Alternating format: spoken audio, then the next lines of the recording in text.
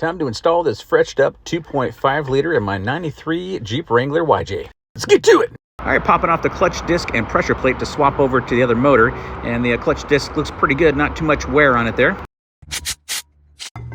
Oddly enough, the pilot bearing was pushed out of the flywheel sitting in the back of the crank. In order to make sure this doesn't happen again, I decided to add some thread locker to the pilot bearing just to keep it in place so it doesn't accidentally get pushed back into the crank again.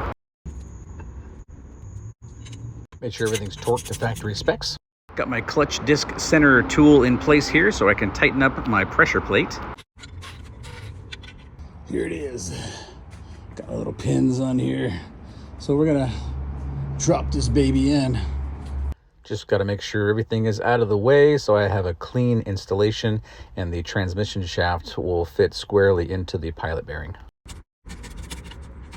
I made the guide pins from 6-inch bolts and just cut the ends off. A little more challenging when you're by yourself. Get that shaft right into the middle. I just got to make sure the pins line up with the holes and make sure the engine is square with the transmission so the shaft will fit into the pilot bearing properly. Let's see here. There. Reached up to the front to rotate the motor a little. There we go. 18 millimeter. This guy goes right down here. All right, it's almost there. Need another half-inch to get in there. The engine was actually not centered properly before, so I'm going to loosen up these 3 transmission bolts and pull it forward just a hair just to get it lined up properly.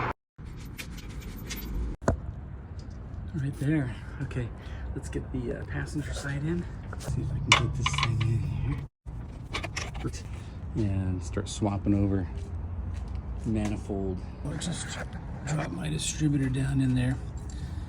Number 1 cylinder here, top dead center, lines up right here on the distributor cap.